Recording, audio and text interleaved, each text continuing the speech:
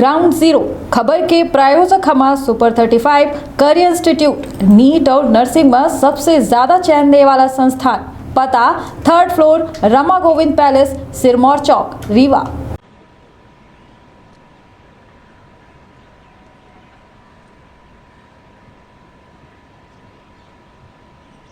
मेरे प्रिय 140 करोड़ परिवारजन,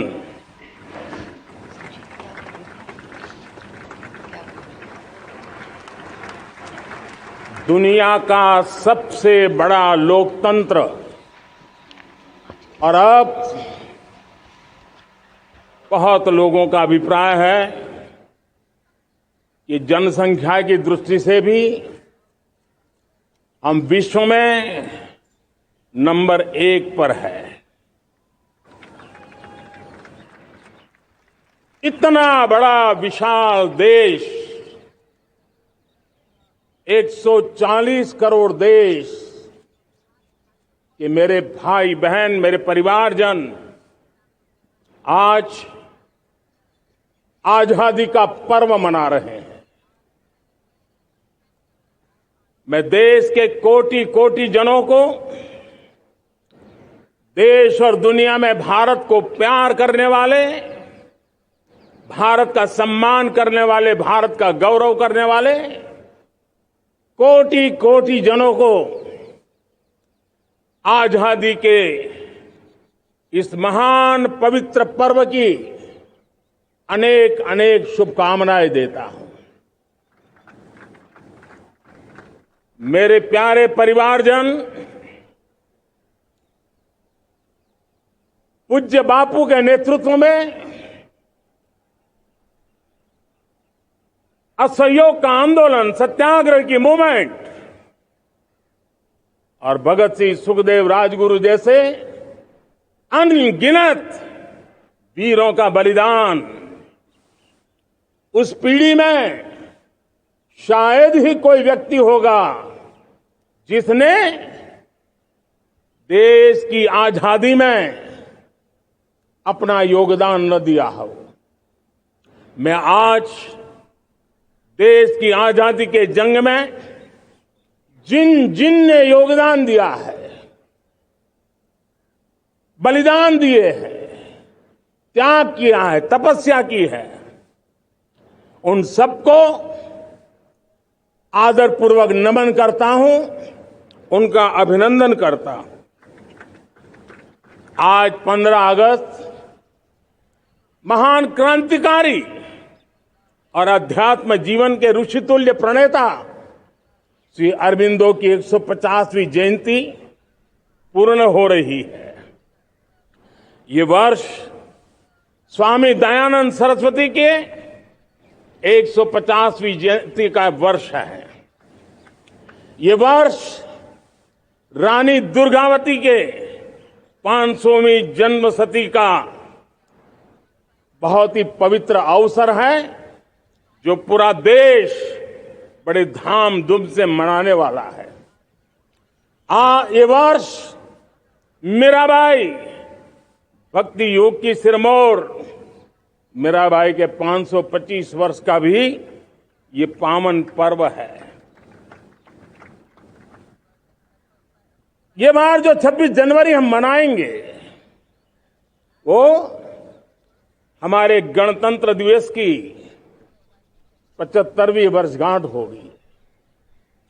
अनेक प्रकार से अनेक अवसर, अनेक संभावनाएं राष्ट्र निर्माण में जुटे रहने के लिए पल पल नई प्रेरणा, पल पल नई चेतना, पल पल सपने, पल पल संकल्प, शायद इससे बड़ा कोई अवसर नहीं हो सकता।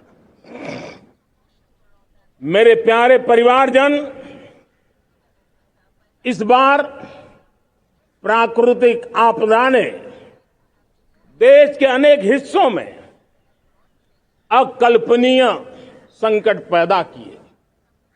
जिन परिवारों ने इस संकट में सहन किया है, मैं उन सभी परिवारजनों के प्रति अपनी संवेदना प्रकट करता हूं और राज्य और केंद्र सरकार मिलकर के उन सभी संकटों से जल्दी से मुक्त होकर के फिर तेज गति से आगे बढ़ेंगे, ये मैं विश्वास दिलाता हूं। मेरे प्यारे परिवारजनों, पिछले कुछ सप्ताह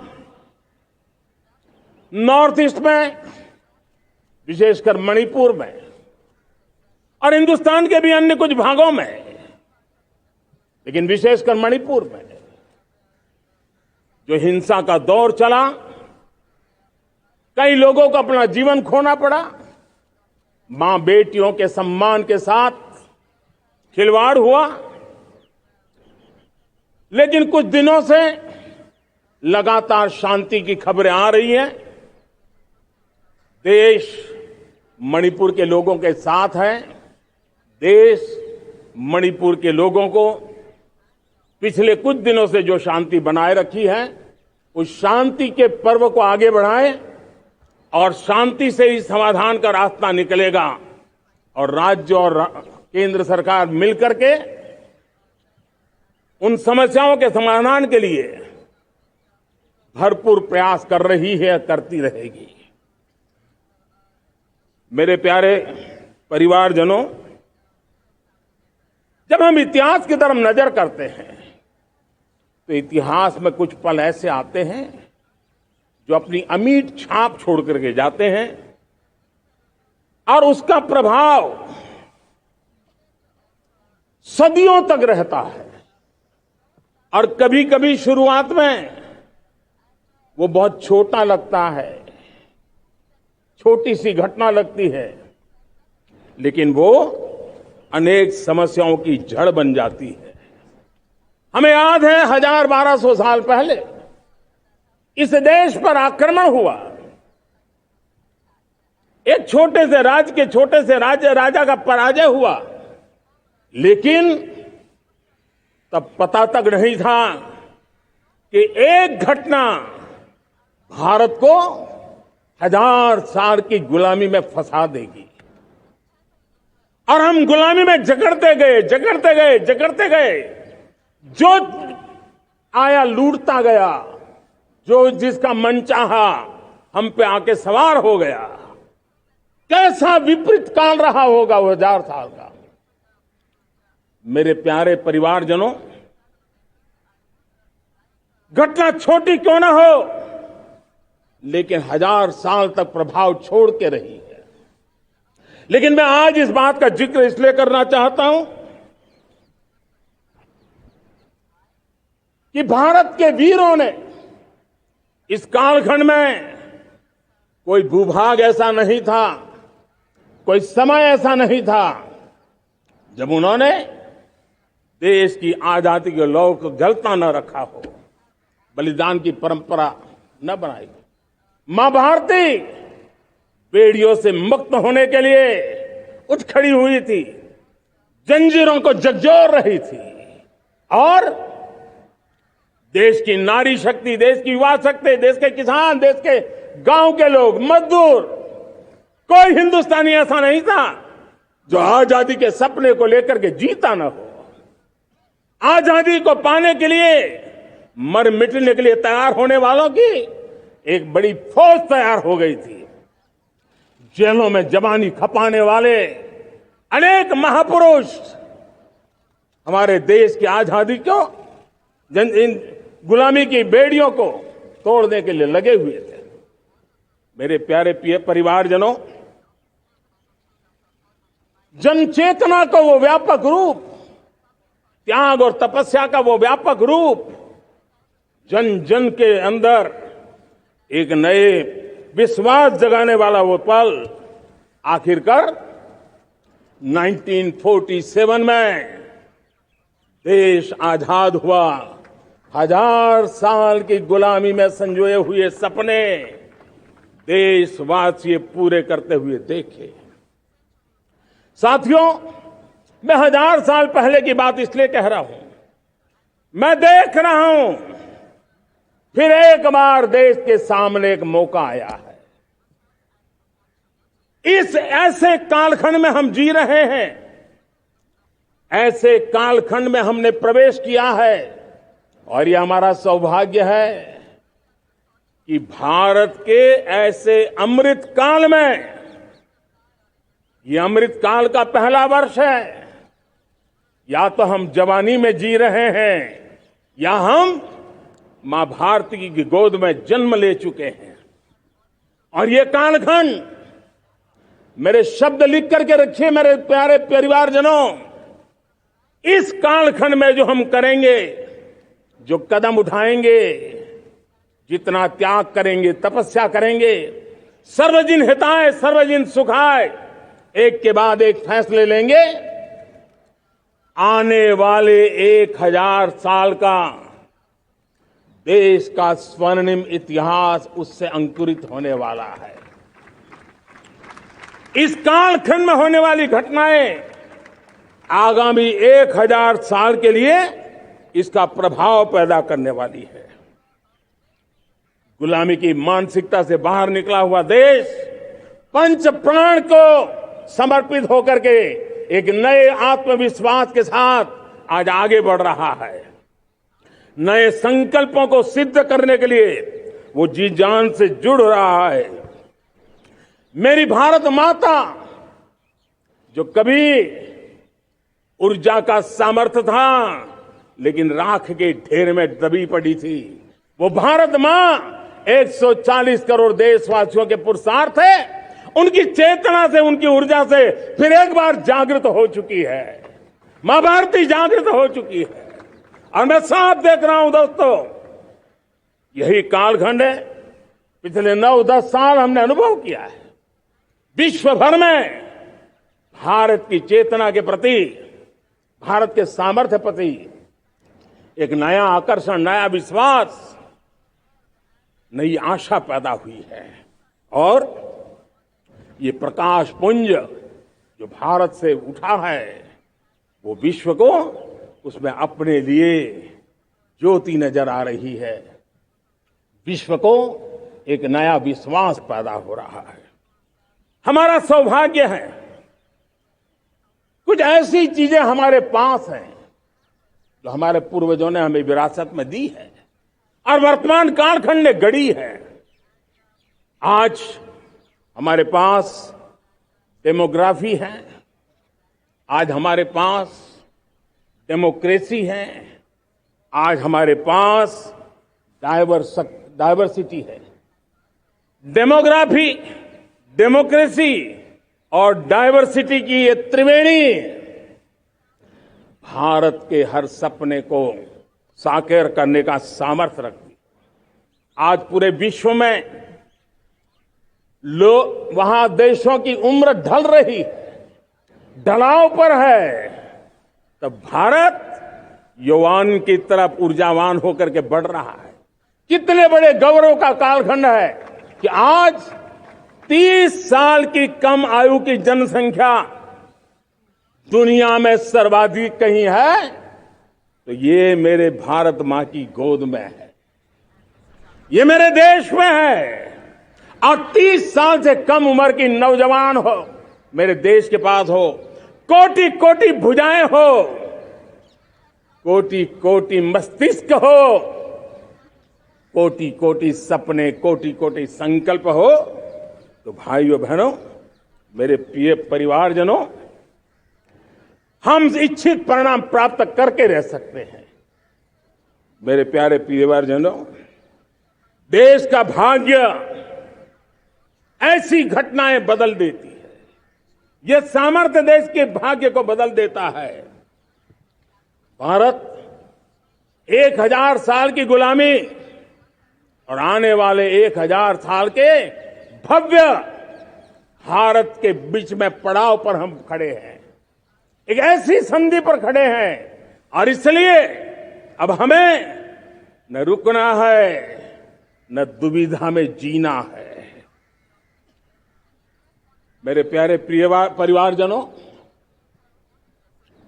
हमें खोई हुई उस विरासत का गर्व करते हुए खोई हुई समृद्धि को प्राप्त करते हुए हमें फिर एक बार, और ये बात मान के चले, हम जो भी करेंगे, हम जो भी कदम उठाएंगे, हम जो भी फैसला लेंगे, वो अगले 1000 साल तक अपनी दिशा निर्धारित करने वाला है, भारत के भाग्य को लिखने वाला है। मैं आज मेरे देश के नौजवानों को, मेरे देश की बेटे बेटियों को ये जरूर कहना चाहूंगा, जो सौभाग्य आज मेरे युवाओं को मिला है, ऐसा सौभाग्य शायद ही किसी के नसीब होता है जो आपके नसीब हुआ है, और इसलिए हमें ये गंवाना नहीं है। युवा शक्ति पर मेरा भरोसा है, युवा शक्ति में सामर्थ्य है, और हमारी नीतियां, हमारी रीतियां भी उस युवा सामर्थ्य को और बल देने के लिए है। आज मेरे युवाओं ने दुनिया में पहले 3 स्टार्टअप इकोसिस्टम में भारत को स्थान दिला दिया है। विश्व के युवाओं को अचंभा हो रहा है भारत के इस सामर्थ्य को लेकर के, भारत की इस ताकत को देख करके। आज दुनिया टेक्नोलॉजी ड्रिवन है, और आने वाला युग टेक्नोलॉजी से प्रभावित रहने वाला है, और तब टेक्नोलॉजी में भारत की जो टैलेंट है उसकी एक नई भूमिका रहने वाली है। साथियों, मैं पिछले दिनों G20 समिट में बाली गया था, और बाली में दुनिया के समृद्ध देश, दुनिया के विकसित देश भी, उनके मुखिया मुझे भारत की डिजिटल इंडिया की सफलता के लिए बारीकियों से जानने के लिए इच्छुक थे। हर कोई इसका सवाल पूछता था, और जब मैं उनको कहता था कि भारत ने जो कमाल किया है ना, वो दिल्ली, मुंबई, चेन्नई तक सीमित नहीं है। भारत ने जो कमाल कर रहा है, मेरे टियर 2, टियर 3 सिटी के युवा भी आज मेरे देश का भाग्य गढ़ रहे हैं, छोटे छोटे स्थान के मेरे नौजवान। और मैं आज बड़े विश्वास से कहता हूं, देश का ये जो सामर्थ्य नया नजर आ रहा है, और इसलिए मैं कहता हूं, हमारे छोटे शहर आकार और आबादी में छोटे हो सकते हैं। ये हमारे छोटे छोटे शहर, हमारे कस्बे आकार और आबादी में छोटे हो सकते हैं, लेकिन आशा और आकांक्षा, प्रयास और प्रभाव वो किसी से कम नहीं है। वो सामर्थ्य उनके अंदर है। नए ऐप्स, नए सॉल्यूशन, टेक्नोलॉजी डिवाइस। अब खेलों की दुनिया देखिए, कौन बच्चे हैं? झुग्गी झोपड़ी से निकले हुए बच्चे आज खेलों की दुनिया में पराक्रम दिखा रहे हैं। छोटे छोटे गांव के, छोटे छोटे कस्बे के नौजवान, हमारी बेटे बेटियां आज कमाल दिखा रही हैं। अब देखिए, मेरे देश की 100 जितनी स्कूल ऐसी हैं जहां के बच्चे सैटेलाइट बना करके सैटेलाइट छोड़ने की तैयारियां कर रही है। आज हजारों टिंकरिंग लैब नए वैज्ञानिकों का गर्भाधान कर रही है। आज हजारों टिंकरिंग लैब लाखों बच्चों को साइंस और टेक्नोलॉजी के राह पर आगे बढ़ने के लिए प्रेरणा दे रही है।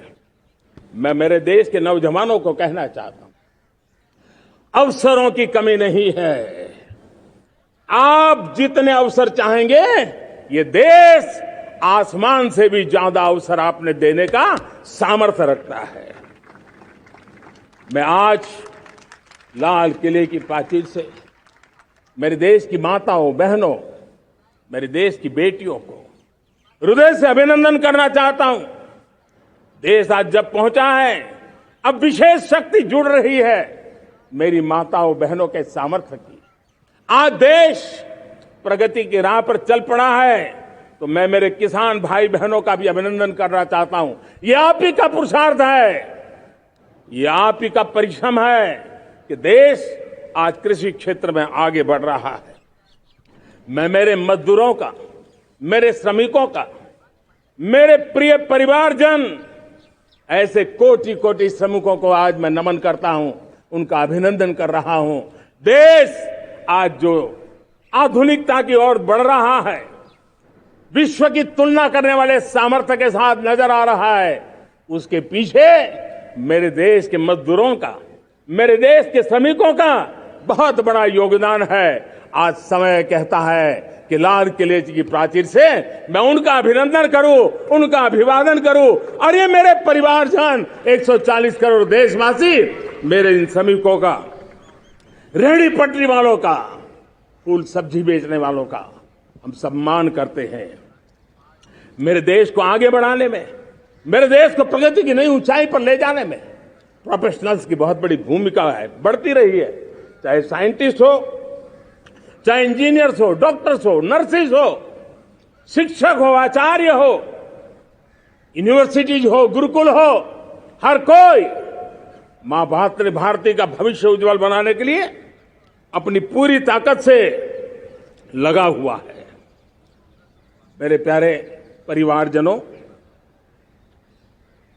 राष्ट्रीय चेतना वो एक ऐसा शब्द है जो हमें चिंताओं से मुक्त कर रहा है। और आज वो राष्ट्रीय चेतना ये सिद्ध कर रही है कि भारत का सबसे बड़ा सामर्थ्य बना है भरोसा, भारत का सबसे बड़ा सामर्थ्य बना है विश्वास। जन जन में हमारा विश्वास, जन जन का सरकार पर विश्वास, जन जन का देश के उज्जवल भविष्य पर विश्वास, और विश्व का भी भारत के प्रति विश्वास। ये विश्वास हमारी नीतियों का है, हमारी रीति का है। भारत के उज्जवल भविष्य को जिस निर्धारित मजबूत कदमों से हम आगे बढ़ा रहे हैं, उसका है। भाइयों बहनों, मेरे प्यारे परिवारजनों, ये बात निश्चित है कि भारत का सामर्थ्य और भारत की संभावनाएं विश्वास की नई बुलंदियों को पार करने वाली है। और ये विश्वास की नई बुलंदियां नए सामर्थ्यों को लेकर के चलनी चाह रही है। आज देश में G20 समिट के मेहमान नवाजी का भारत को अवसर मिला है। अब पिछले एक साल से हिंदुस्तान के हर कोने में जिस प्रकार से G20 के अनेक ऐसे आयोजन हुए, अनेक कार्यक्रम हुए हैं, उसने देश के सामान्य मानवीय के सामर्थ्य को विश्व को परिचित करा दिया है। भारत की विविधता का परिचय कराया है। भारत की डायवर्सिटी को दुनिया अचंभे से देख रही है और उसके कारण भारत के तरफ आकर्षण बढ़ा है। भारत को जानने की, समझने की इच्छा जगी है। उसी प्रकार से आप देखिए एक्सपोर्ट, आज भारत का एक्सपोर्ट के तेजी से बढ़ रहा है। और मैं कहना चाहता हूं, दुनिया के एक्सपर्ट्स इन सारे मानदंडों के आधार पर कह रहे हैं कि अब भारत रुकने वाला नहीं है। दुनिया की कोई भी रेटिंग एजेंसी होगी, वो भारत का गौरव कर रही है। कोरोना काल के बाद दुनिया एक नए सिरे से सोचने लगी। और मैं विश्वास से देख रहा हूं कि जिस प्रकार से द्वितीय महायुद्ध के बाद, द्वितीय विश्व युद्ध के बाद दुनिया ने एक नया वर्ल्ड ऑर्डर आकार लिया था, मैं साफ साफ देख रहा हूं कि कोरोना के बाद एक नया विश्व ऑर्डर, एक नया ग्लोबल ऑर्डर, एक नया जियोपॉलिटिकल इक्वेशन, ये बहुत तेजी से आगे बढ़ रहा है। जियोपॉलिटिकल इक्वेशन की सारे व्याख्याएं बदल रही है, परिभाषाएं बदल रही है। और मेरे प्यारे परिवारजनों, आप गौरव करेंगे। बदलते हुए विश्व को शेप देने में आज मेरे 140 करोड़ देशवासियों आपका सामर्थ्य नजर आ रहा है। आप निर्णायक मोड़ पर खड़े हैं और कोरोना काल में भारत ने जिस प्रकार से देश को आगे बढ़ाया, दुनिया ने हमारे सामर्थ्य को देखा है। जब दुनिया के सप्लाई चेन तहस नहस हो गई थी, बड़ी बड़ी अर्थव्यवस्थाओं पर दबाव था, उस समय भी हमने कहा था हमें विश्व का विकास देखना है तो मानव केंद्रीय होना चाहिए, मानवीय संवेदनाओं से भरा हुआ होना चाहिए और तब जाकर के समस्याओं का सही समाधान निकालेंगे। और कोविड ने हमें सिखाया है या हमें मजबूर किया है, लेकिन मानवीय संवेदनाओं को छोड़ करके हम विश्व का कल्याण नहीं कर सकते। आज भारत ग्लोबल साउथ की आवाज बन रहा है। भारत की समृद्ध विरासत आज दुनिया के लिए एक अवसर बन रहा है। Global economy, global supply chain, इसमें भारत की हिस्सेदारी, मैं पक्का विश्वास से कहता हूं, आज जो भारत ने परिस्थिति पैदा हुई है, आज जो भारत ने कमाया है, वो दुनिया में स्थिरता की गारंटी लेकर के आया है। दोस्तों, अब न हमारे मन में, न 140 करोड़ मेरे परिवारजनों के मन में और न ही दुनिया के मन में कोई इफ्स है, कोई बट्स है। विश्वास बन चुका है। मेरे प्यारे देशवासियों, अब गेंद हमारे पाले में है। हमें अवसर जाने नहीं देना चाहिए, हमें मौका छोड़ना नहीं चाहिए। भारत में मैं मेरे देशवासियों का इसलिए भी अभिनंदन करता हूं कि मेरे देशवासियों में एक नीर विवेक का सामर्थ्य है, समस्याओं की जड़ों को समझने का सामर्थ्य है। और इसीलिए 2014 में मेरे देशवासियों ने 30 साल के अनुभव के बाद तय किया कि देश को आगे ले जाना है तो स्थिर सरकार चाहिए, मजबूत सरकार चाहिए, पूर्ण बहुमत वाली सरकार चाहिए। और देशवासियों ने एक मजबूत और स्थिर सरकार बनाई। और 3 दशकों के जो अनिश्चितता का कालखंड था, जो अस्थिरता का कालखंड था, जो राजनीतिक मजबूरियों से देश जकड़ा हुआ था, उससे मुक्ति मिली। मेरे प्यारे परिवारजनों, देश के पास आज एक ऐसी सरकार है, वो सर्वजन हिताय सर्वजन सुखाय,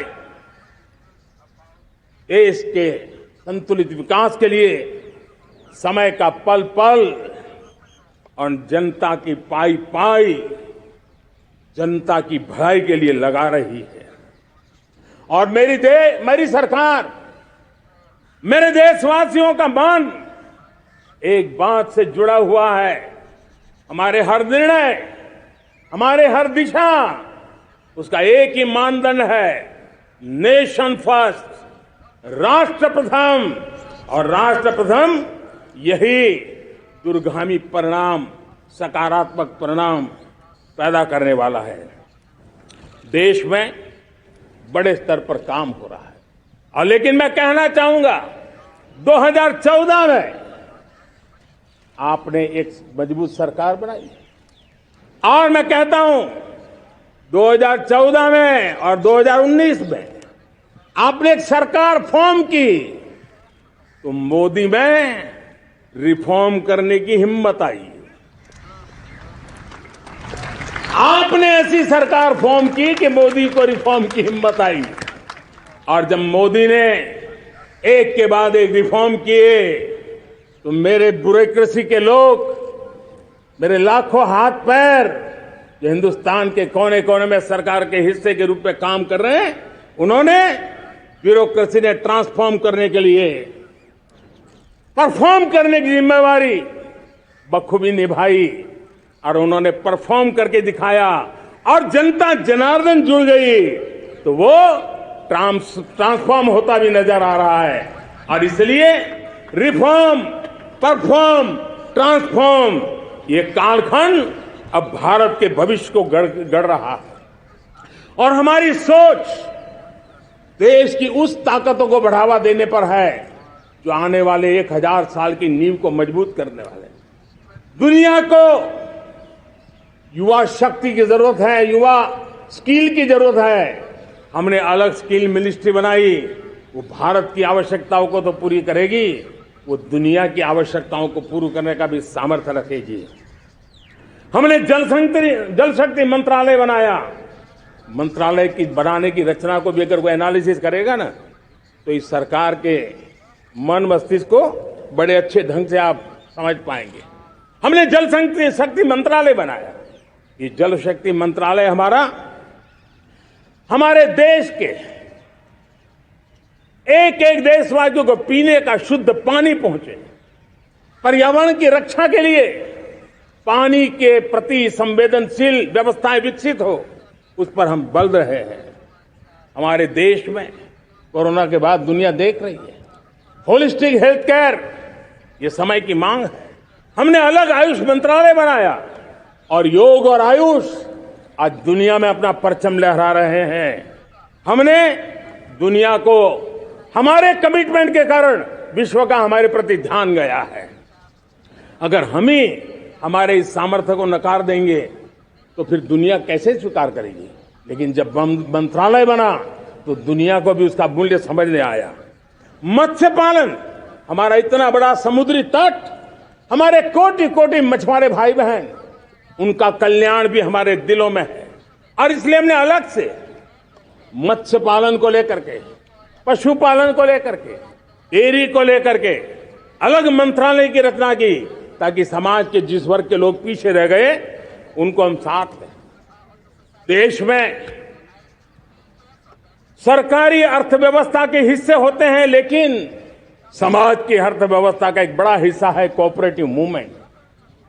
उसको बल देने के लिए, उसको आधुनिकता लाने के लिए और देश के कोने कोने में लोकतंत्र की एक सबसे बड़ी इकाई को मजबूत करने के लिए हमने अलग कोऑपरेटिव मंत्रालय बनाया और वो हमारी सहकारी संस्थाएं उसका जाल बिछा रहा है, ताकि गरीब से गरीब की वहां सुनवाई हो, उसकी आवश्यकताओं की पूर्ति हो और वो भी राष्ट्र के विकास की योगदान में एक छोटी इकाई का हिस्सा बनकर के उसमें वो योगदान दे रखें। हमने सहकार से समृद्धि का रास्ता अपनाया है।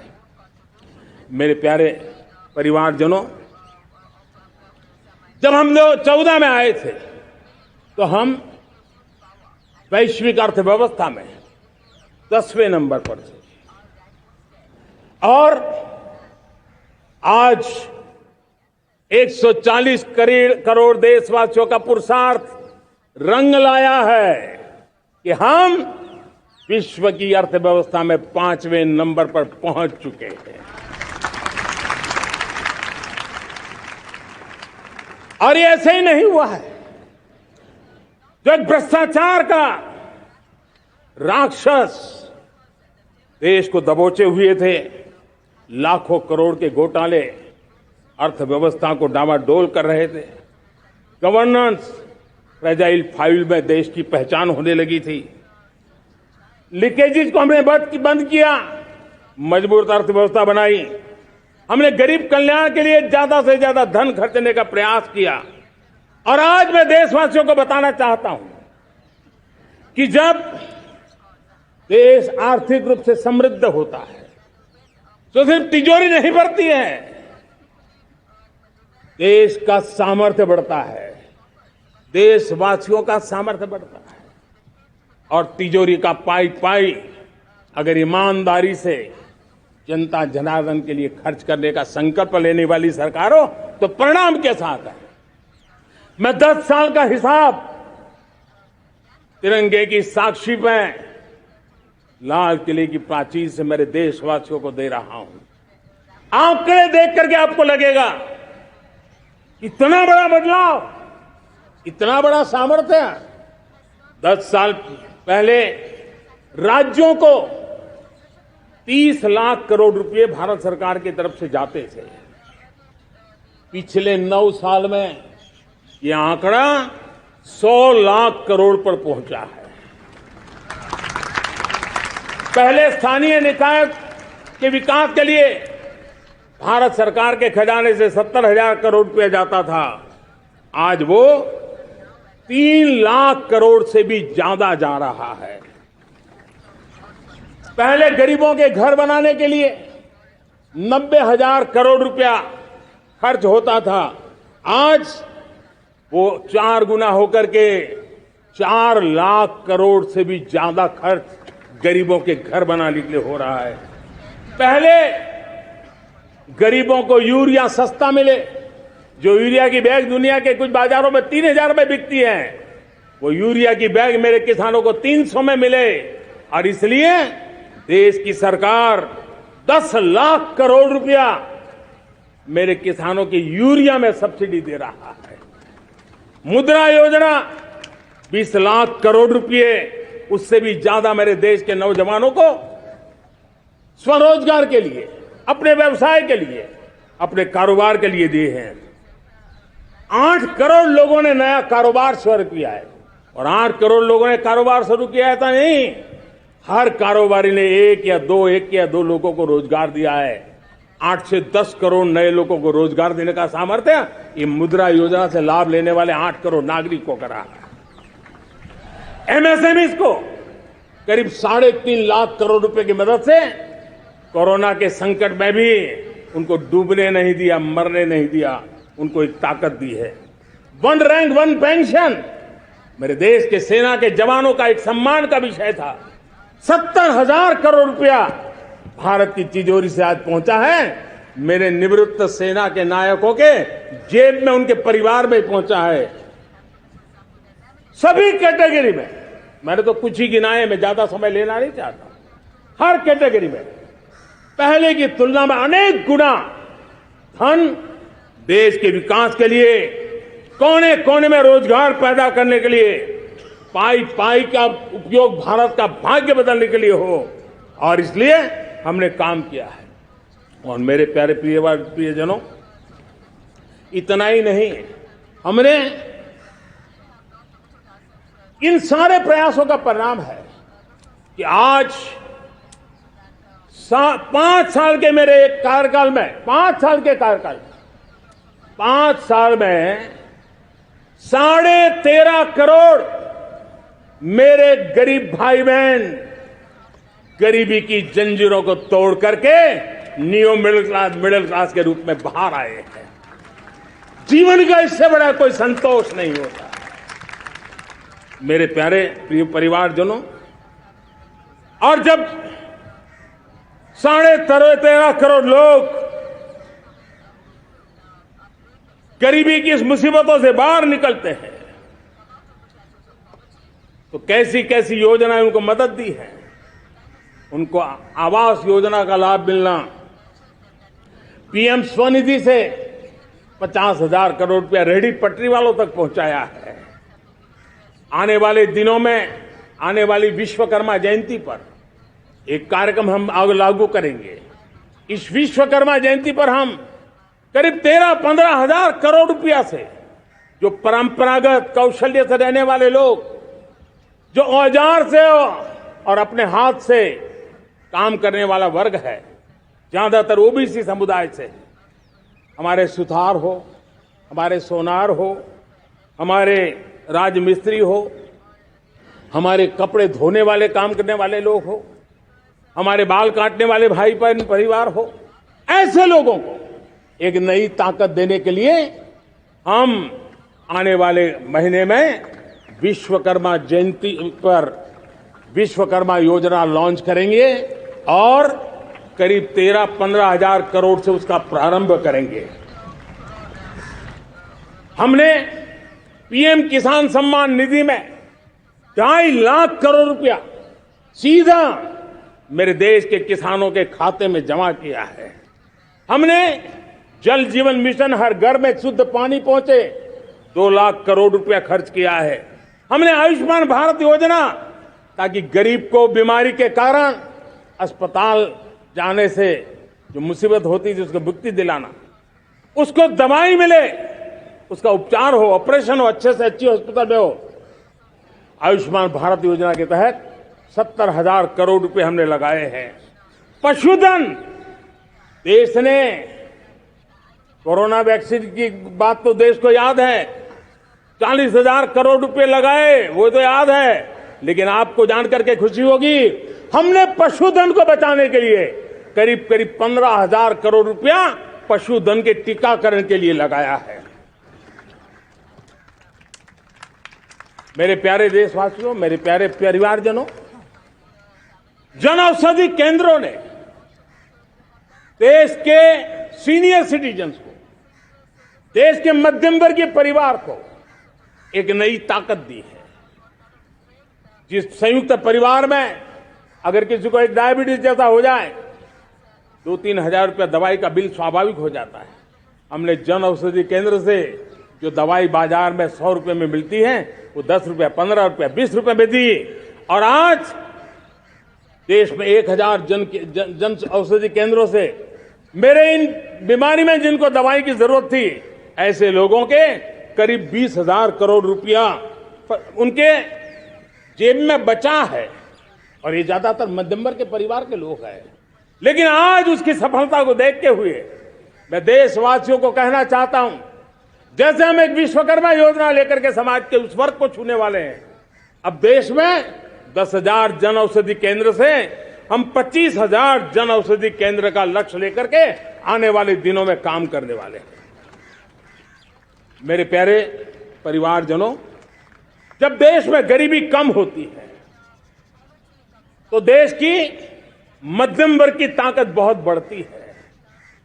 और अगर दुनिया में, और मैं आपको विश्वास दिलाता हूं, आने वाले 5 साल में मोदी का गारंटी है, देश पहले 3 वैश्विक इकोनॉमी में अपना जगह ले लेगा। ये पक्का जगह ले लेगा। आज जो 13.5 करोड़ गरीबी से बाहर आए हुए लोग हैं, वो एक प्रकार से मध्यम वर्ग की ताकत बन जाते हैं। जब गरीब की खरीद शक्ति बढ़ती है तो मध्यम वर्ग की व्यापार शक्ति बढ़ती है। जब गांव की खरीद शक्ति बढ़ती है तब कस्बे और शहर की आर्थिक व्यवस्था और तेज गति से दौड़ती है। और यही इंटरकनेक्टेड हमारा अर्थ चक्र होता है। हम उसको बल लेकर के आगे चलना चाहते हैं। मेरे प्यारे परिवारजनों, शहर के अंदर जो कमजोर लोग रहते हैं, बिना घर को मुसीबत रहती है, मध्यम वर्ग के परिवार अपना खुद का घर का सपना देख रहे हैं, हम उसके लिए भी आने वाले कुछ सालों के लिए एक योजना लेकर के आ रहे हैं। और जिसमें ऐसे मेरे परिवारजन जो शहरों में अपना घर, शहरों में रहते हैं लेकिन किराए के मकान पे रहते हैं, झुग्गी झोपड़ी में रहते हैं, चाल में रहते हैं, अनऑथोराइज कॉलोनीज में रहते हैं, ऐसे मेरे परिवारजन अगर अपना मकान बनाना चाहते हैं तो बैंक से जो लोन मिलेगा उसके ब्याज के अंदर राहत देकर के लाखों रुपयों की मदद करने का हमने निर्णय किया है।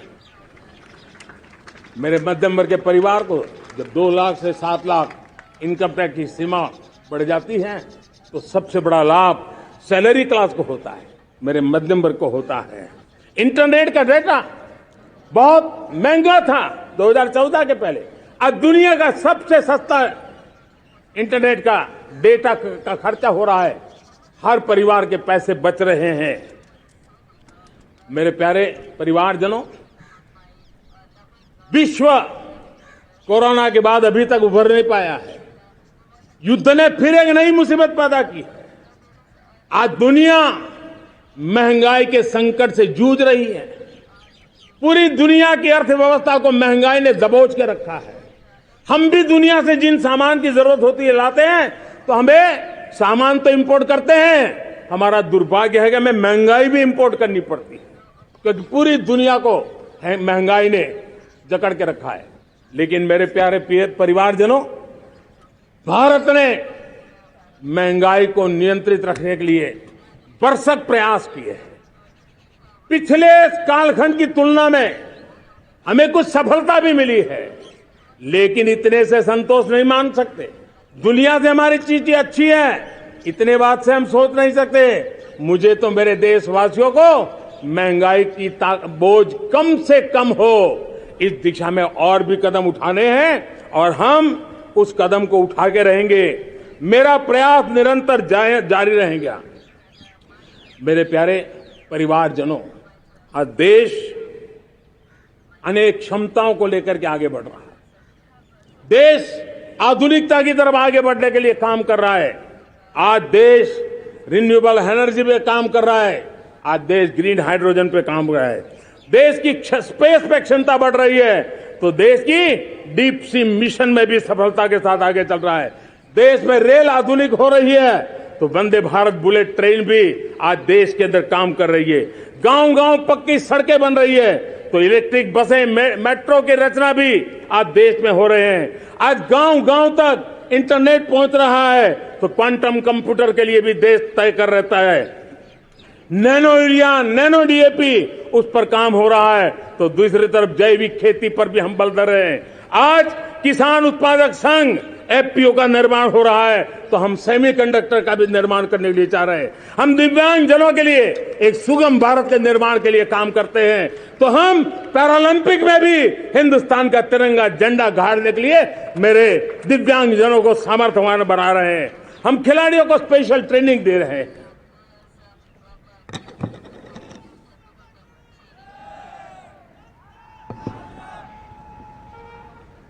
आज भारत पुरानी सोच, पुराने ढर्रे को छोड़ करके लक्ष्यों को तय करके लक्ष्यों को प्राप्त करने की जरूरत से चल रहा है। और जब मैं कहता हूं ना कि जिसका शिलान्यास हमारी सरकार करती है, उसका उद्घाटन भी हमारे कालखंड में करते हैं। इन दिनों जो मैं शिलान्यास कर रहा हूं ना, आप लिख के रखिए, उसके उद्घाटन भी आप सबने मेरे नसीब में ही छोड़े हुए हैं। हमारी कार्य संस्कृति, बड़ा सोचना, दूर का सोचना, सर्वजन हिताय सर्वजन सुखाय सोचना, यह हमारी कार्यशैली रही है।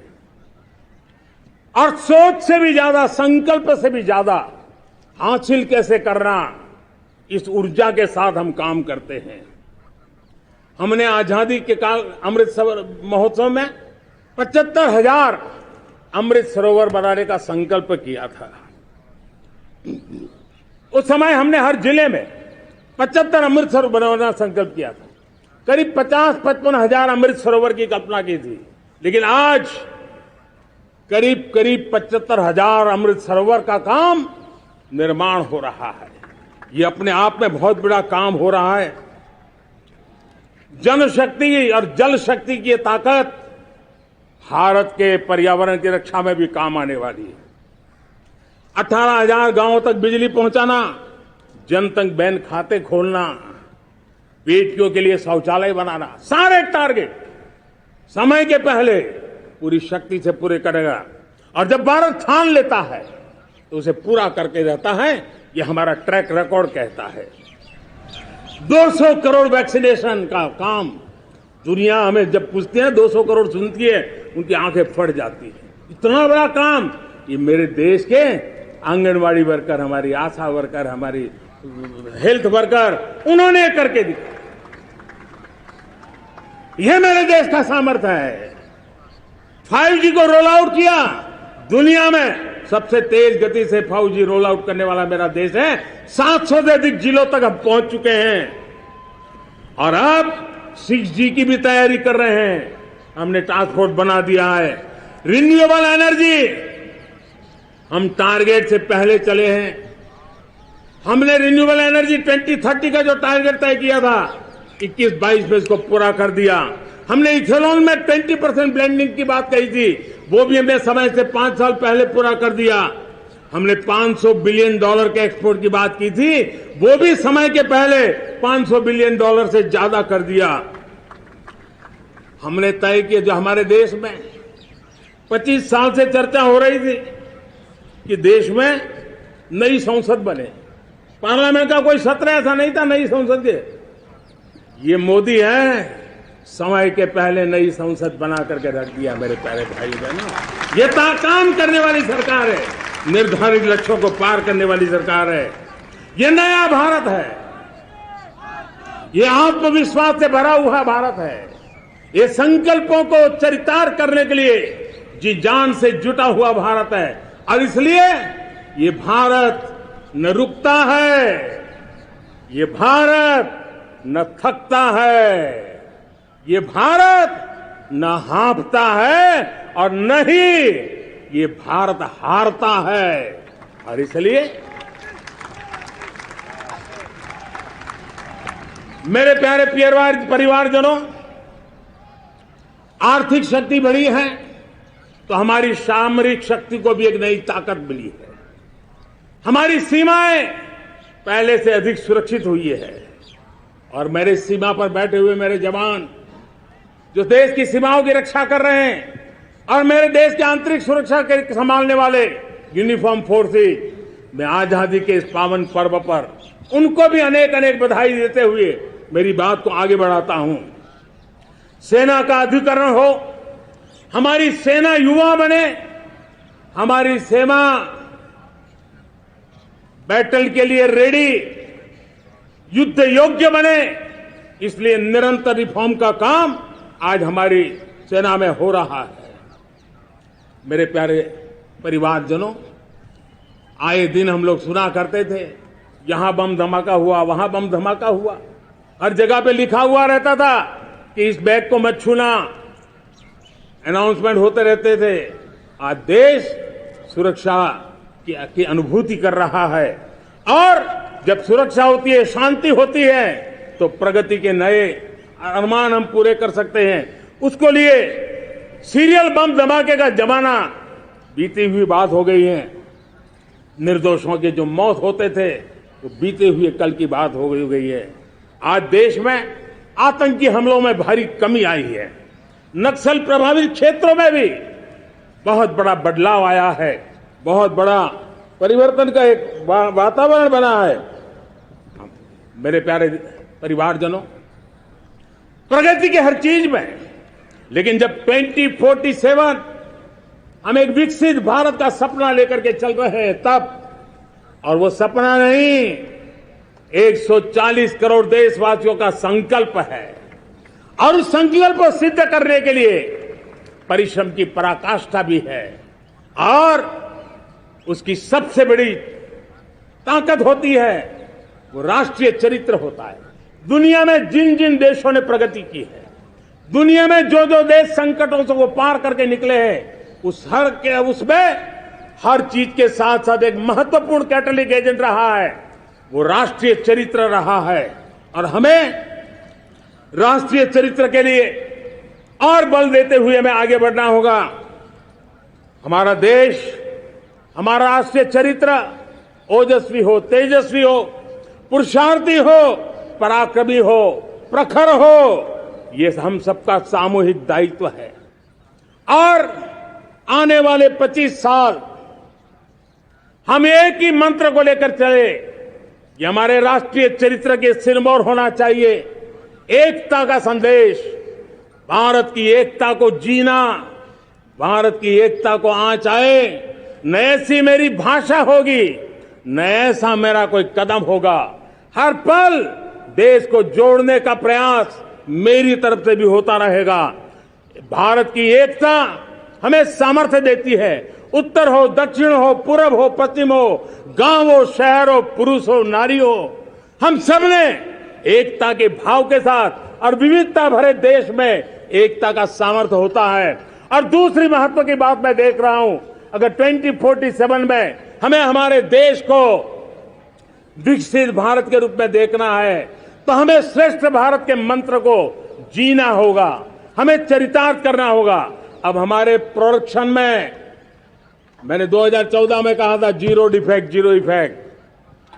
दुनिया के किसी भी टेबल पर मेक इन इंडिया चीज हो तो दुनिया को विश्वास होना चाहिए, इससे बेहतर दुनिया में कुछ नहीं हो सकता है। ये अल्टीमेट होगा। हमारी हर चीज, हमारी सर्विसेज होगी तो श्रेष्ठ होगी, हमारे शब्द की ताकत होगी तो श्रेष्ठ होगी, हमारी संस्थाएं होगी तो श्रेष्ठ होगी, हमारी निर्णय प्रक्रियाएं होगी तो श्रेष्ठ होगी। ये श्रेष्ठता का भाव लेकर के हमें चलना होगा। तीसरी बात है, देश में आगे बढ़ाने के लिए एक अतिरिक्त शक्ति का सामर्थ्य भारत को आगे ले जाने वाला है, और वो है विमेन लेड डेवलपमेंट। आज भारत गर्व से कह सकता है कि दुनिया में नागरिक उड्डयन में अगर किसी एक देश में सबसे ज्यादा विमेन पायलट है तो मेरे देश में है। आज चंद्रयान की गति हो, मून मिशन की बात हो, मेरी विमेन साइंटिस्ट उसका नेतृत्व कर रहे हैं।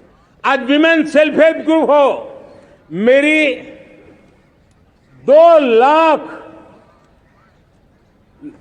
2 करोड़ लखपति दीदी का लक्ष्य लेकर के आज विमेन सेल्फ हेल्प ग्रुप पे हम काम कर रहे हैं। हम हमारी नारी शक्ति के सामर्थ्य को बढ़ावा देते हुए विमेन लेड डेवलपमेंट के, और जब G20 में मैंने विमेन लेड डेवलपमेंट के विषय को आगे बढ़ाया है तो पूरा G20 समूह इसके महत्व को स्वीकार कर रहा है, और उसके महत्व को स्वीकार कर करके वो उसको बहुत बल दे रहे हैं। उसी प्रकार से भारत विविधताओं से भरा देश है। असंतुलित विकास के हम शिकार रहे हैं। मेरा पराया का के कारण हमारे देश के कुछ हिस्से उसके शिकार रहे हैं। अब हमें रीजनल एस्पिरेशंस को, संतुलित विकास को बल देना है, और रीजनल एस्पिरेशंस को लेकर के उस भावना को हमें सम्मान देते हुए, जैसे हमारी भारत मां का कोई, हमारा शरीर का कोई अंग अगर अविकसित रहे तो हमारा शरीर विकसित नहीं माना जाएगा। हमारा शरीर का कोई अंग दुर्बल रहे तो हमारा शरीर स्वस्थ नहीं माना जाएगा।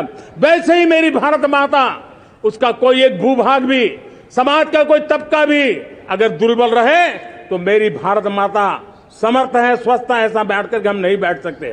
और इसलिए रीजनल एस्पिरेशंस को हमने एड्रेस करने की आवश्यकता है, और इसलिए हम समाज का सर्वांगीण विकास हो, सर्वस्पर्शी विकास हो, भूभाग के हर क्षेत्र को उसकी अपनी ताकत को खिलने का अवसर मिले, उस दिशा में आगे बढ़ना चाहते हैं।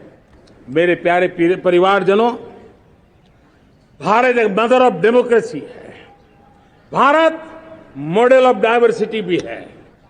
भाषाएं अनेक हैं, बोलियां अनेक हैं, परिधान अनेक है, विविधताएं बहुत है। हमने उन सारे लोगों को, सारों को आधार पर आगे बढ़ना है। मेरे प्यारे परिवारजनों, देश के जब मैं एकता की बात करता हूं, तब अगर घटना मणिपुर में होती है तो पीड़ा महाराष्ट्र में होती है, अगर बाढ़ आसाम में आती है तो बेचैन केरला हो जाता है। हिंदुस्तान के किसी भी हिस्से में कुछ भी हो, हम एक अंगांगी भाव की अनुभूति करते हैं। मेरे देश की बेटियों पर जुल्म न हो, यह हमारा सामाजिक भी दायित्व है, यह हमारा पारिवारिक दायित्व भी है, और ये देश के नाते हम सबका दायित्व है।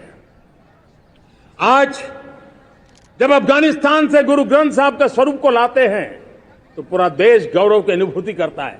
जब आज दुनिया के किसी देश में कोविड के काल में मेरा कोई सिख भाई लंगर लगाता है, भूखों को खिलाता है और दुनिया में वाहवाही होती है, तो हिंदुस्तान का सीना चौड़ा हो जाता है।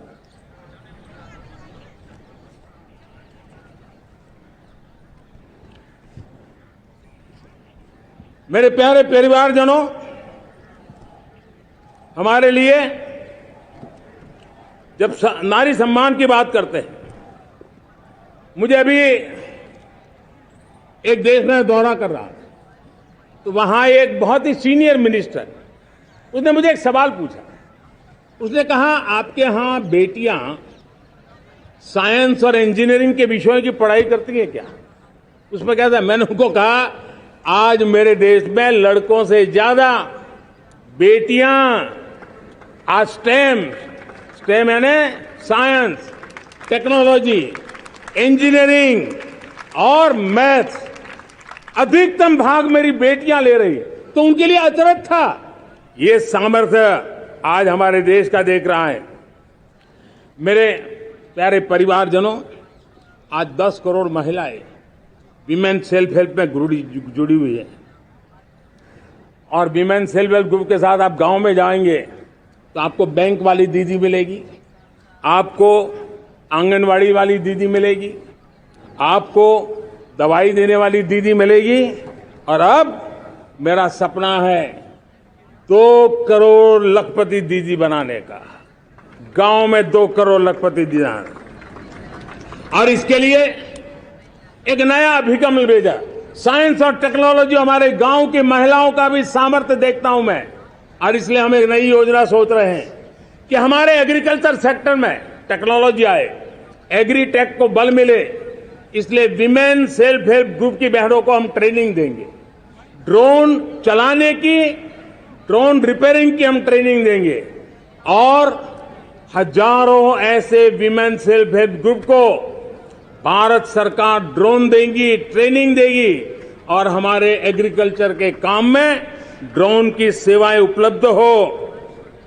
इसके लिए हम शुरुआत करेंगे। प्रारंभ हम 15,000 विमेन सेल्फ हेल्प ग्रुप के द्वारा ये ड्रोन की उड़ान का हम आरंभ कर रहे हैं। मुझे विश्वास है कि इसके कारण हमारे परिवारजनों का, मेरे प्यारे परिवारजनों, आज देश आधुनिकता की तरफ बढ़ रहा है। हाईवे हो, रेलवे हो, एयरवे हो, हाईवेज हो, इंफॉर्मेशन वेज, वाटरवेज हो, कोई क्षेत्र ऐसा नहीं है जिस क्षेत्र को आगे बढ़ाने की दिशा में आज देश काम न करता हो। पिछले 9 वर्ष में तटीय क्षेत्रों में हमने, आदिवासी क्षेत्र में, हमारे पहाड़ी क्षेत्र में विकास को बहुत बढ़ दिया है। हमने पर्वतमाला, भारतमाला ऐसी योजनाओं के द्वारा समाज के उस वर्ग को हमने बल दिया है। हमने गैस की पाइपलाइन से हमारे पूर्वी भारत को जोड़ने का काम किया है। हमने अस्पतालों की संख्या बढ़ाई है, हमने डॉक्टर की सीटें बढ़ाई है ताकि हमारे बच्चे डॉक्टर बनने का सपना पूरा कर सके।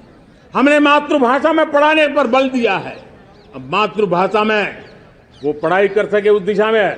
और मैं भारत के सुप्रीम कोर्ट का भी धन्यवाद करता हूं कि भारत की सुप्रीम कोर्ट ने कहा है कि आप जो जजमेंट देंगे उसका जो ऑपरेटिव पार्ट होगा वो जो अदालत में आया है उसकी भाषा में उसको उपलब्ध होगा।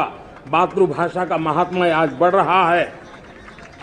मेरे प्यारे भाई परिवारजनों, आज तक हमारे देश के जो बॉर्डर विलेज हैं, हमने वाइब्रेंट बॉर्डर विलेज का एक कार्यक्रम शुरू किया है। और वाइब्रेंट बॉर्डर विलेज, अब तक इसके लिए कहा जाता था देश के आखिरी गांव। हमने उस पूरी सोच को बदला है। वो देश का आखिरी गांव नहीं है, सीमा पर जो नजर आ रहा है वो मेरे देश का पहला गांव है। अगर सूरज उगता है पूरब में तो उस तरफ के गांव में पहली सूरज की किरण आती है।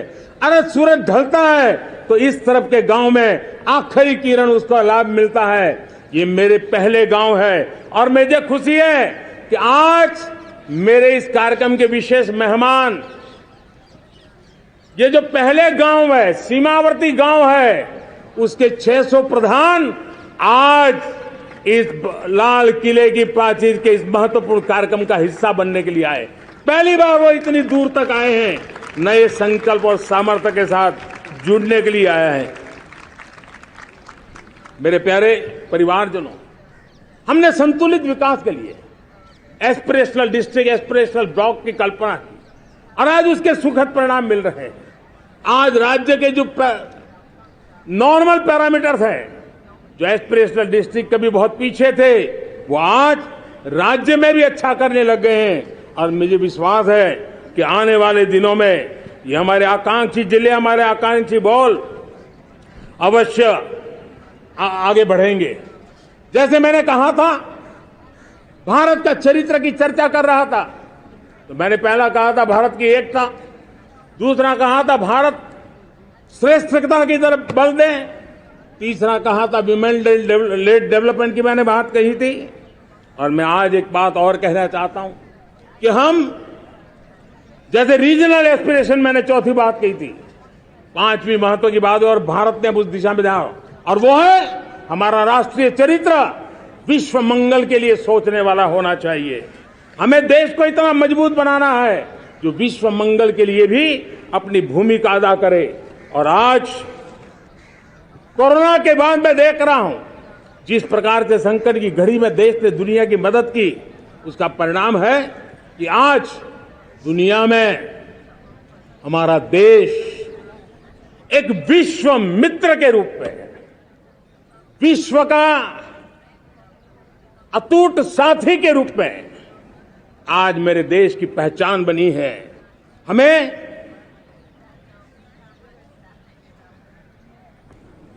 जब विश्व मंगल की बात करते हैं तब भारत का मूलभूत विचार है, उस विचार को हम आगे बढ़ाने लोग हैं।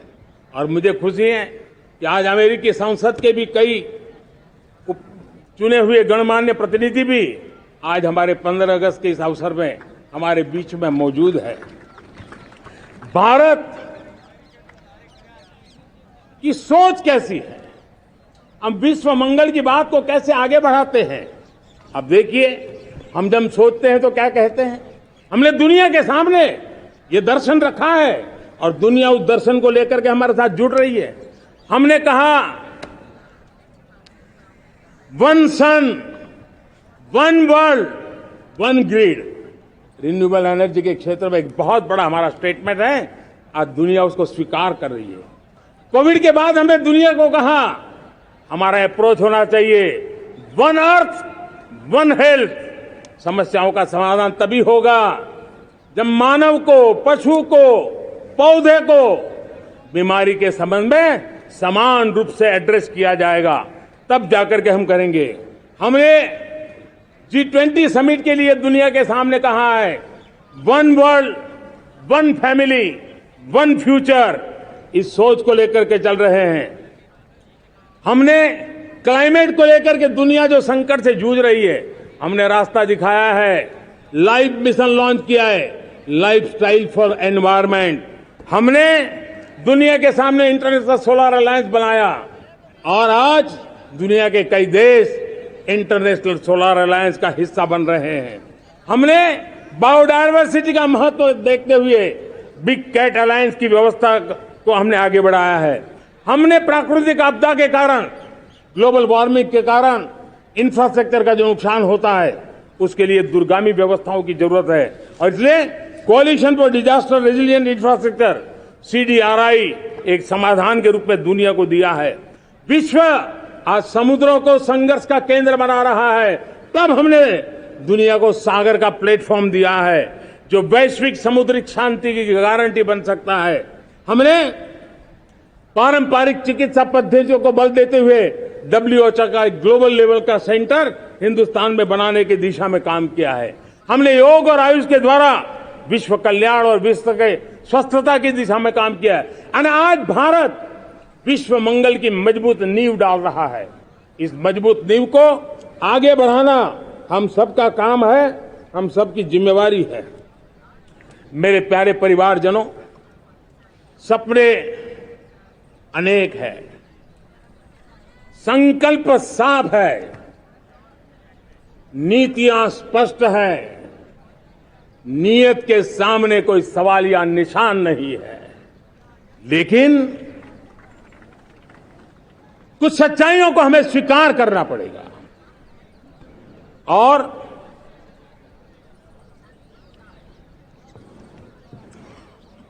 उसके समाधान के लिए मेरे प्रिय परिवारजनों, मैं आज लाल किले से आपकी मदद मांगने आया हूं। मैं लाल किले से आपके आशीर्वाद मांगने आया हूं। क्योंकि पिछले सालों मैंने देश को जो समझा है, देश की आवश्यकताओं को जो मैंने परखा है, और अनुभव के आधार पर मैं कह रहा हूं कि आज गंभीरतापूर्वक उन चीजों को हमें लेना होगा।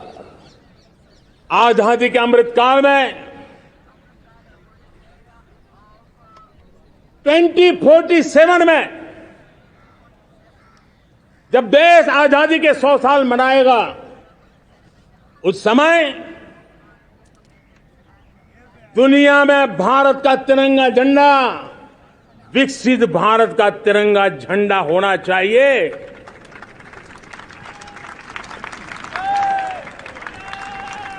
रत्ती भर भी हमें रुकना नहीं है, पीछे नहीं हटना है। और इसके लिए शुचिता, पारदर्शिता और निष्पक्षता, ये पहली मजबूती की जरूरत है। हमें उस मजबूती को जितना ज्यादा खाद पानी दे सकते हैं, संस्थाओं के माध्यम से दे सकते हैं, नागरिक के नाते दे सकते हैं, परिवार के नाते दे सकते हैं, ये हमारा सामूहिक दायित्व होना चाहिए। और इसलिए पिछले 75 साल का इतिहास देखिए, भारत के सामर्थ्य में कोई कमी नहीं थी। अरे जो देश कभी सोना की चिड़िया कहा जाता था, वो देश क्यों न फिर से उस सामर्थ्य को लेकर के खड़ा हो सकता है। मेरा अटूट विश्वास है साथियों, मेरे प्रिय परिवारजनों, मेरा अखंड अटूट एक निष्ठ विश्वास है कि 2047 में जब देश आजादी के 100 साल मनाएगा, मेरा देश विकसित भारत बन के रहेगा। और ये मैं मेरे देश के सामर्थ्य के आधार पर कह रहा हूं, मेरे उपलब्ध संसाधनों के आधार पर कह रहा हूं, और सबसे ज्यादा 30 से कम आयु वाली मेरी युवा शक्ति के भरोसे कह रहा हूं, मेरी माताओं बहनों के सामर्थ्य के भरोसे कह रहा हूं।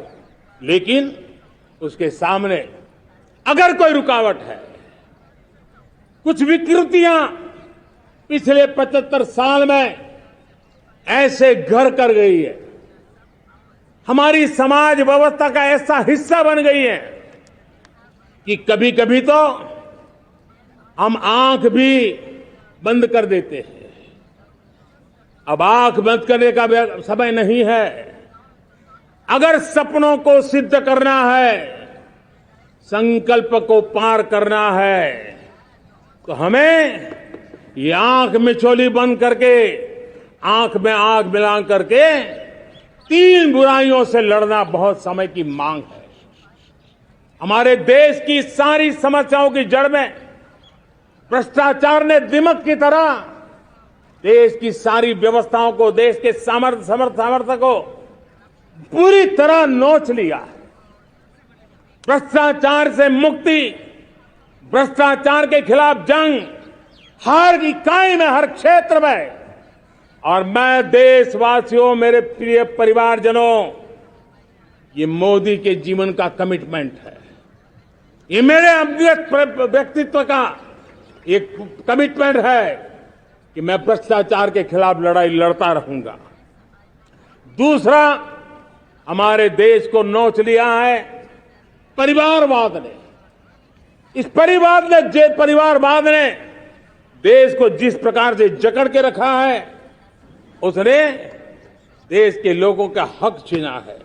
और तीसरी बुराई तुष्टीकरण की है। ये तुष्टीकरण में भी देश के मूलभूत चिंतन को, देश के सर्व समावेशक हमारे राष्ट्रीय चरित्र को दाग लगा दिए हैं, तहस नहस कर दिया है इन लोगों ने। और इसलिए मेरे प्यारे देशवासियों, इसलिए मेरे प्यारे परिवारजनों, हमें इन 3 बुराइयों के खिलाफ पूरे सामर्थ्य के साथ लड़ना है। भ्रष्टाचार, परिवारवाद, तुष्टीकरण, ये चुनौतियां हमारे, ये ऐसी चीजें पनपी है जो हमारे देश के लोगों का, जो आकांक्षा है उसका दमन करती है। हमारे देश के कुछ लोगों के पास जो छोटा मोटा सामर्थ्य है उसका शोषण करती है। ये ऐसी चीजें हैं जो हमारे लोगों की आशा आकांक्षाओं को सवाल या निशान में गाड़ देती है। हमारे गरीब हो, हमारे दलित हो, हमारे पिछड़े हो, हमारे पसमानदा हो, हमारे आदिवासी भाई बहन हो, हमारी माताएं बहनें हो, हमने सबने उनके हकों के लिए इन 3 बुराइयों से मुक्ति पानी है। हमें भ्रष्टाचार के खिलाफ एक नफरत का माहौल बनाना है। जैसे गंदगी हमें नफरत पैदा करती है ना, मन में गंदगी पसंद नहीं है, ये सार्वजनिक जीवन की इससे बड़ी कोई गंदगी नहीं हो सकती। और इसलिए हमारे स्वच्छता अभियान को एक नया मोड़ ये भी देना है कि हमें भ्रष्टाचार से मुक्ति पानी है। सरकार टेक्नोलॉजी से भ्रष्टाचार की मुक्ति के लिए बहुत प्रयास कर रही है। आपको जानकर के हैरानी होगी, इस देश में पिछले 9 साल में एक काम मैंने ऐसे किया, आंकड़ा सुनोगे तो लोग कहेंगे मोदी ऐसा करता है। जैसे 10 करोड़ लोग करीब करीब जो गलत फायदा उठाते थे वो मैंने रोक दिया। तो आप में से कोई कहेगा आपने लोगों से अन्याय कर दिया। जी नहीं, ये 10 करोड़ कौन लोग थे? ये 10 करोड़ वो लोग थे जिनका जन्म ही नहीं हुआ था और उनके नाम पर उनके विडो हो जाते थे, वो वृद्ध हो जाते थे, वो दिव्यांग हो जाते थे, फायदे लिए जाते थे। 10 करोड़ ऐसे बेनामी जो चीजें चलती थी उसको रोकने का पवित्र काम, भ्रष्टाचारियों की संपत्ति जो हमने जब्त की है ना, वो पहले की तुलना में 20 गुना ज्यादा की है। मेरे प्यारे परिवारजनों, ये आपकी कमाई का पैसा लोग लेकर के भागे थे, 20 गुना ज्यादा संपत्ति को जब्त करने का। और इसलिए लोगों की मेरे प्रति नाराजगी होना बहुत स्वाभाविक है, लेकिन मुझे भ्रष्टाचार के खिलाफ की लड़ाई को आगे बढ़ाना है। हमारे सरकारी व्यवस्था ने पहले कैमरा के सामने तो कुछ हो जाता था, लेकिन बाद में चीजें अटक जाती थी। हमने पहले की तुलना में कई गुना ज्यादा अदालत में चार्जशीट की है और अब जमानतें भी नहीं मिलती हैं।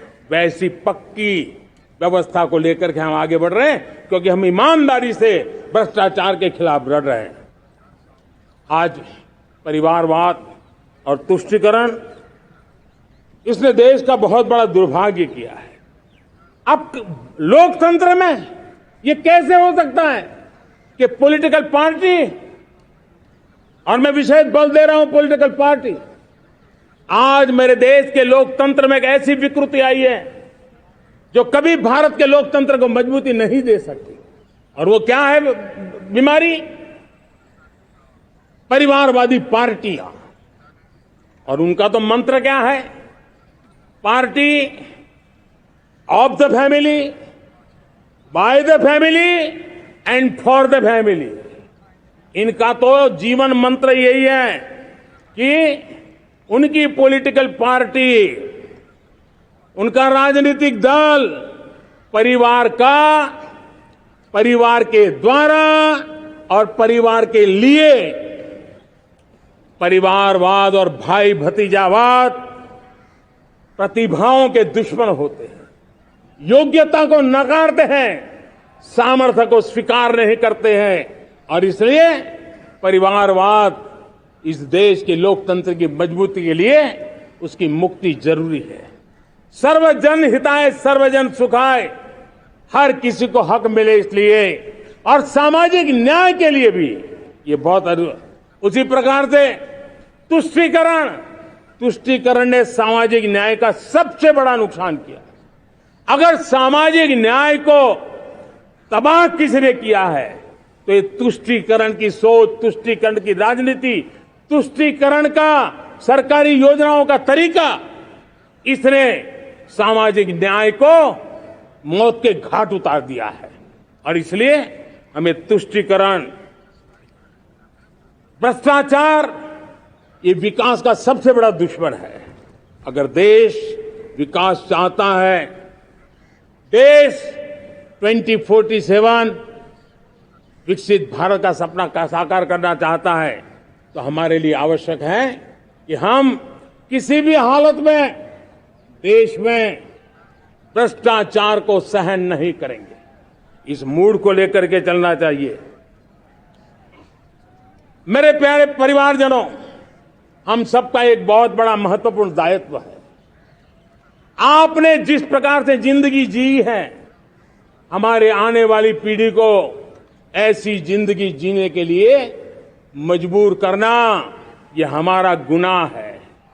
यह हमारा दायित्व है कि हमारे आने वाली पीढ़ी को हम ऐसा समृद्ध देश दें, ऐसा संतुलित देश दें, ऐसा सामाजिक न्याय की धरोहर वाला देश दें, ताकि छोटी छोटी चीजों को पाने के लिए उन्हें कभी भी संघर्ष न करना पड़े। हम सभी का कर्तव्य, हर नागरिक का कर्तव्य है, और ये अमृत काल कर्तव्य काल है। हम कर्तव्य से पीछे नहीं उठ सकते। हमें वो भारत बनाना है जो पूज्य बापू के सपनों का था। हमें वो भारत बनाना है जो हमारे स्वतंत्र सेनानियों का सपना था। हमें वो भारत बनाना है जो हमारे वीर शहीदों का था, हमारी वीरांगनाओं का था, जिन्होंने मातृभूमि के लिए अपना जीवन दे दिया था। मेरे प्यारे परिवारजनों, मैं जब 2014 में आपके पास आया था, तब 2014 में मैं परिवर्तन का वादा लेकर के आया था। 2014 में मैंने आपको वादा किया था, मैं परिवर्तन लाऊंगा, और 140 करोड़ मेरे परिवारजन, आपने मुझ पे भरोसा किया और मैंने विश्वास पूरा करने की कोशिश की। रिफॉर्म, परफॉर्म, ट्रांसफॉर्म, वो 5 साल जो वादा था वो विश्वास में बदल गया, क्योंकि मैंने परिवर्तन का वादा किया था। रिफॉर्म, परफॉर्म, ट्रांसफॉर्म के द्वारा मैंने इस वादे को विश्वास में बदल दिया। कठोर परिश्रम किया है, देश के लिए किया है, शान से किया है, सिर्फ और सिर्फ नेशन फर्स्ट, राष्ट्र सर्वोपरि, इस भाव से किया है। 2019 में परफॉर्मेंस के आधार पर आप सबने मुझे फिर से आशीर्वाद दिया। परिवर्तन का वादा मुझे यहां ले आया, परफॉर्मेंस मुझे दोबारा ले आया, और आने वाले 5 साल अभूतपूर्व विकास के हैं। 2047 के सपने को साकार करने का सबसे बड़ा स्वर्णिम पल आने वाले 5 साल है। और अगली बार 15 अगस्त को इसी लाल किले से मैं आपको देश की उपलब्धियां, आपके सामर्थ्य, आपके संकल्प, उसमें हुई प्रगति, उसकी जो सफलता है, उसके गौरवगान, उससे भी अधिक आत्मविश्वास के सामने, आपके सामने मैं प्रस्तुत करूंगा। मेरे प्यारे प्रियजनों, मेरे परिवारजनों, मैं आप में से आता हूं, मैं आपके बीच से निकला हूं, मैं आपके लिए जीता हूं। अगर मुझे सपना भी आता है तो आपके लिए आता है।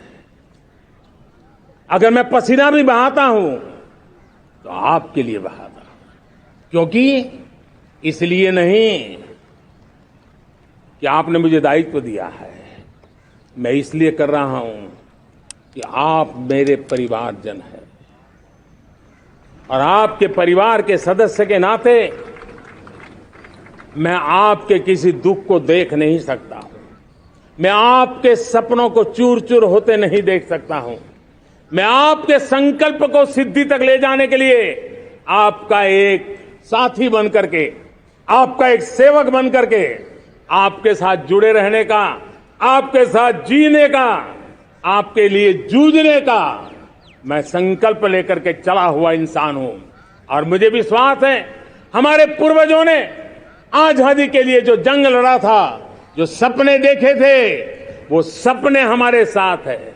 आजादी के जंग में जिन्होंने बलिदान दिया था, उनके आशीर्वाद हमारे साथ है और 140 करोड़ देशवासियों को एक ऐसा अवसर आया है। ये अवसर हमारे लिए एक बहुत बड़ा संबल लेकर के आया है और इसलिए मेरे प्यारे प्रियजनों, आज जब मैं अमृत काल में आपके साथ बात कर रहा हूं, ये अमृत काल का पहला वर्ष है। ये अमृत काल के पहले वर्ष पर जब मैं आपसे बात कर रहा हूं, तो मैं आपको पूरे विश्वास से कहना चाहता हूं, चलता चलाता काल चक्र, चलता चलाता काल चक्र, अमृत काल का भाल चक्र, चलता चलाता काल चक्र, अमृत काल का भाल चक्र, सबके सपने, सबके सपने, अपने सपने, सबके सपने, अपने सपने, पनपे सपने सारे, सबके सपने, अपने सपने, पनपे सपने सारे, धीर चले, वीर चले, धीर चले, वीर चले, चले युवा हमारे, धीर चले, वीर चले, चले युवा हमारे, नीति सही, नीति सही, रीति नहीं, नीति सही, रीति नहीं, गति सही, गति सही, राह नहीं, गति सही, राय नहीं। चुनो, चुनो चुनौती, चुनो चुनौती सीना तान, चुनो चुनौती सीना तान, जग में बढ़ाओ देश का नाम, चुनो चुनौती सीना तान, जग में बढ़ाओ देश का नाम। मेरे प्यारे परिवारजनों, हिंदुस्तान के कोने कोने में बैठे हुए मेरे परिवारजन, दुनिया के कोने कोने में जाकर के बसे हुए मेरे परिवारजन, आप सबको आजादी के पावन पर्व की फिर एक बार मैं बहुत बहुत शुभकामनाएं देता हूं। ये अमृत काल हम सबके लिए कर्तव्य काल है। ये अमृत काल हम सबको मां भारती के लिए कुछ कर गुजारने का काल है। आजादी का जब जंग चल रहा था 1947 के पहले, जो पीढ़ी ने जन्म लिया था उन्हें देश के लिए मरने का मौका मिला था। वो देश के लिए मरने के लिए मौका नहीं छोड़ते थे, लेकिन हमारे नसीब में देश के लिए मरने का मौका नहीं है। लेकिन हमारे लिए देश के लिए जीने का ये इससे बड़ा कोई अवसर नहीं होता। हमें पल पल देश के लिए जीना है। इसी संकल्प के साथ इस अमृत काल में 140 करोड़ देशवासियों के सपने संकल्प भी बनाने हैं। 140 करोड़ देशवासियों के संकल्प को सिद्धि में भी परिवर्तित करना है और 2047 का जब तिरंगा झंडा फहरेगा तो विश्व एक विकसित भारत का गुणगान करता होगा। इसी विश्वास के साथ, इसी संकल्प के साथ मैं आप सबको अनेक अनेक शुभकामनाएं देता हूं, बहुत बहुत बधाई देता हूं। जय हिंद, जय हिंद, जय हिंद। भारत माता की, भारत माता की, भारत माता की। वंदे, वंदे, वंदे बहुत बहुत धन्यवाद।